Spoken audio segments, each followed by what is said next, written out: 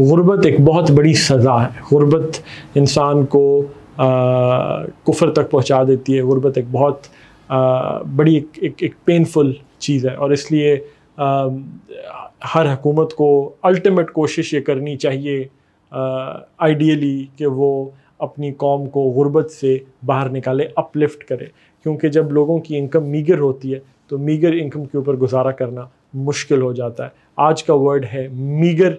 Meagre का मतलब होता है बहुत कम, बहुत कलील, इनएडिक्वेट, इनसफिशेंट, बहुत कम, तो उसको मीगर कहते हैं। मीगर एडजेक्टिव है।